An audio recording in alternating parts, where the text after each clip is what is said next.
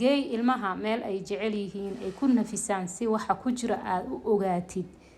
sida adigaba aad u jeceshahay marka aad culays dareentid inaad soo nafistid ama meel qurux badan aad u aadid ayagana way jecel yihiin bismillaah assalaamu calaykum waraxmatullaahi wabarakaatu waa idin salaamay dhammaantiin meel kastoo joogtiin waxaa idin leeyahay cimri dheer iyo caafimaad ku waara insha allah soo dhawaada maanta waxaan u soconaa santar yaroo noo dhow maasha allah tabaarakallah anigii midkayga yarkee waxaan rabaa inaan lasoo sheekaysto ilmaha haddaa adiga ku aragtid fudeed badan iyo boodbood badan iyo wixii sidee adiga aa ku taqaana iska bedelo waxaa fiican inaad la sheekaysatid wixii keenay aa ogaatid haddaadan ku aqoonin marka santarkan waxaa la Arena Mall wuu noo dhow yahay maasha allah tabaarakallah gudahaan galnay haddaadan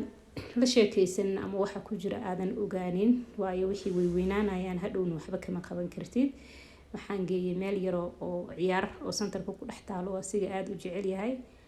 meeshaan geeyay wixii markay u soo dhamaadeen asigoo wuxuu ka soo baxay oo happy ah oo wixii la weydiiyay xitaa aan stop aan lahayn hore lagaaga sheegayo kadib waa soo baxnay maqaayad yaro meesha ku taalan fariisanay adi maalintaas wixii ice cream ahaa iyo wixii macmacaan ahaa ku gur adi quman baa ku soo kacay si aad u ogaatid isbedelka asiga ku dhacay oo si aad u xalisid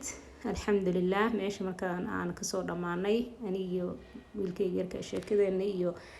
baashaalkeena uu noo dhamaaday waa soo baxnay waxaan soo aadnay supermarket meesha ku dhex yaalo supermarketkana waxaan ka rabay aan ka soo iibsadaa kareemkan aad ayaan u jeclahay banana hair food aan lahaa kiimika kuma jirto waan isticmaalaa madaxaan u isticmaalnaa weliba wuxuu aad ugu sii fiican yahay dadka oo timaha adag ama cunug yar ha ahaado ama qof weyn ha ahaado dadka timaha adag oo aad ugu fiican yahay maasha allah daawo uma baahanaysid ka horna waa marin kartaa kadib waa marin kartaa laakiin aniga waxaan u isticmaalaa sida saliidii oo kale timaha iskuma dhigdhigayaan hadda isku dhigdhigan xitaa wuu kala fujinayaa marka ka faa'iideysan insha allah ila baroobeeya wax badan ayaan isticmaalaynaa maasha allah waana ka helnay soo dhawaada hada caafimaad iyo cimri dheer ayna wada jeelaan dhamaanteena waana mahadsantihiin inta subscribe-ka ii saartay inta igu soo darsatay dhammaantiina waxaa idin leeyahay waa idin jeclahay allah idin xafido